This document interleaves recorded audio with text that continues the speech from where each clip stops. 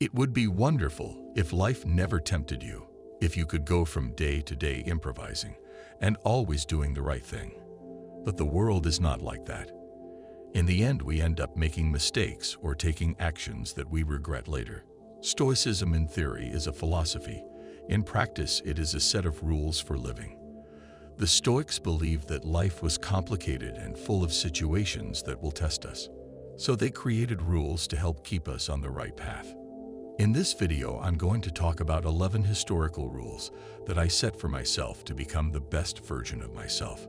These 11 rules were created by the Stoic philosophers over 2,000 years ago and have been helpful to many people throughout history. So I invite you to stay to the end to learn all the rules so you can apply them to your life. Before we begin, I would appreciate if you like the video so that you can help me to continue spreading this philosophy. If you are not subscribed, I recommend you to subscribe and activate the bell so you don't miss any video. Rule 1. Conquer your mornings.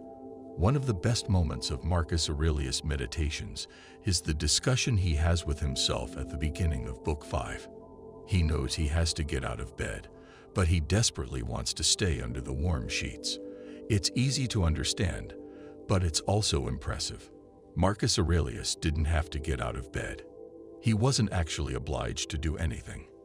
Many emperors before him had delegated the tasks of government to focus solely on living life surrounded by luxury. However, Marcus Aurelius forced himself not to fall into these temptations and to take care of his tasks very early in the morning, because Marcus Aurelius knew that winning the morning was the key to winning the day and winning in life. He would not have heard the expression that the early bird catches the worm, but he was well aware that a day well started was a productive day. I personally take these 3 actions to have a productive morning. 1. Write in a journal. As soon as I wake up, I write down the things I have to do during the day, and I write a small text of reflection on the previous day, where I write down the things I did well and the things I did badly to make me aware of what I have to improve. Journaling allows me to create a habit every morning and reflect on my life. It reminds myself of what I need to do and how I need to act. 2. Play sports. You don't have to do sports with a lot of intensity. By playing sports, I mean getting moving. Go for a walk, go to the gym, go for a run, whatever you want.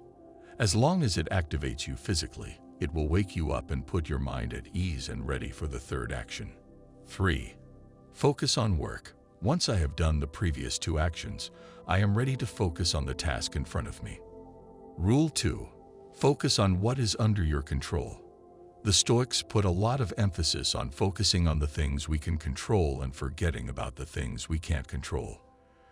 Understanding this will make you much more practical, and you will waste less time worrying about things that don't deserve it. Once you understand this, you will avoid many frustrations and suffering situations, and you will know what is worth focusing on to achieve the goals you set for yourself. A clear example is in sports. You control how you play. However, you do not control if you win, if the opponent is respectful, if the public cheers you on or not. When you realize this and start focusing on your game instead of the others, you will probably achieve a better performance. Apply the same to all situations in your life. Rule 3. Don't suffer for imaginary problems.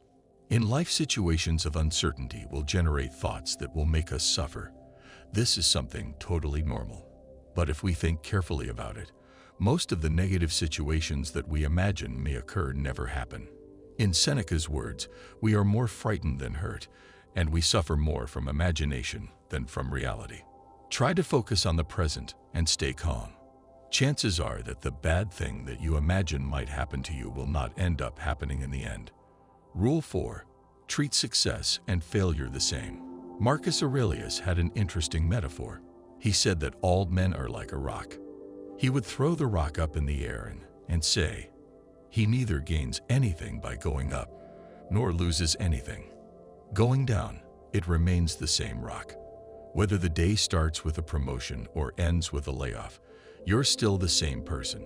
In fact, negative situations in life usually teach us many things, so they are even more useful than positive situations.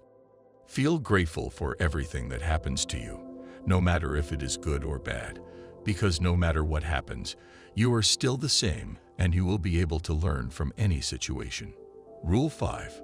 Do only one thing every day. This rule should not be applied literally. By doing one thing every day, I mean two situations. The first is for people who live without goals.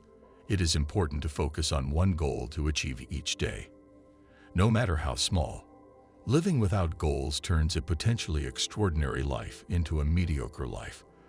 The second is for people with many goals. Having big ambitions is not bad, but focus on taking one step at a time. Focusing on too many things at once can make you lose focus on what is really important. With this rule, I invite you to try to achieve at least one goal you set for yourself every day. It doesn't matter if it is something basic or something very complex. Strive to achieve it. Rule 6. Don't look for the easy way. Whenever you want to achieve something, remember that there is no easy way to achieve it. In life, things that are worthwhile are achieved with effort. Think of anyone you consider successful and read their biography. You will see that everything that person has achieved has been accomplished through hard work and discipline. In fact, that is the key to his or her becoming successful. Difficult paths build your character. They make you learn from your mistakes and encourage you to persevere. The difference between those who achieve great goals and those who don't is your tolerance for effort and sacrifice. Anyone can choose the easy path. That is why there are very few who always achieve what they set out to do. Rule 7. Ask yourself if it is necessary. Take a moment to reflect on the things you do in life. Ask yourself, is what I am doing necessary? You will realize how many things we do and want in our lives that are totally dispensable. How much time we waste on these things that don't really bring us anything.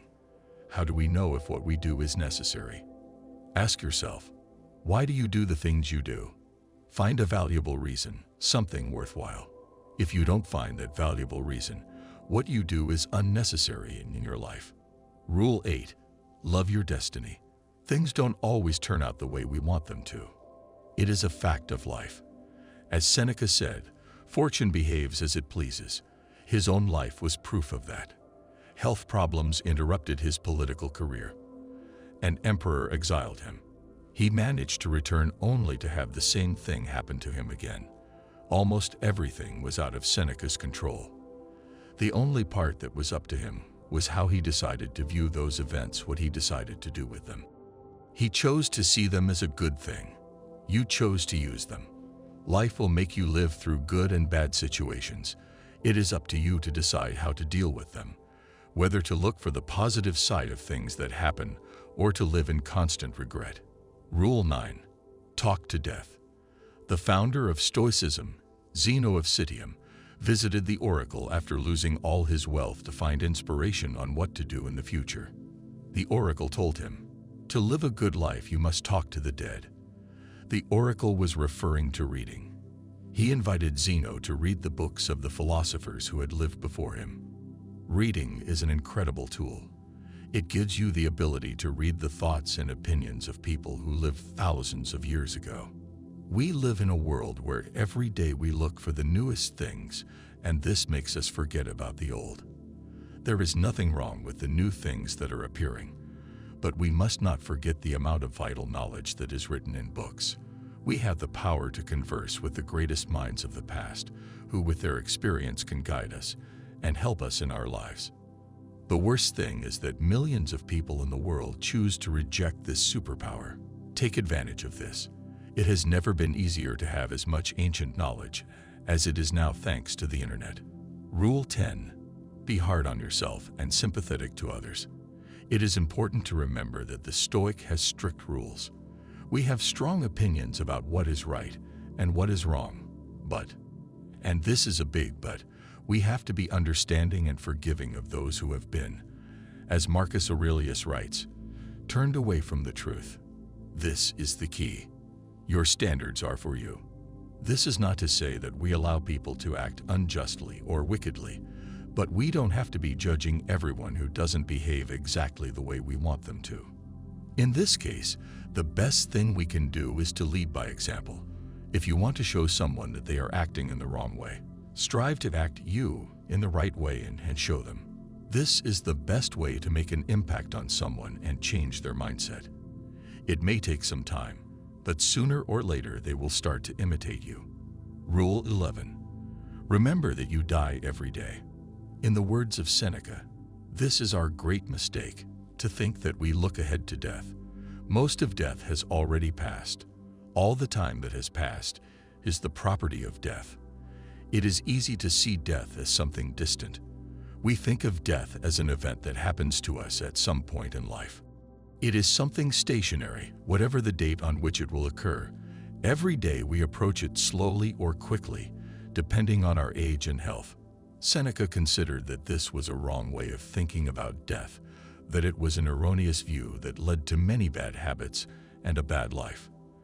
On the contrary, he said that death was a process that was happening to us right now. We die every day. Even as you watch this video, time is passing that you will never get back. That time, he said, belongs to death.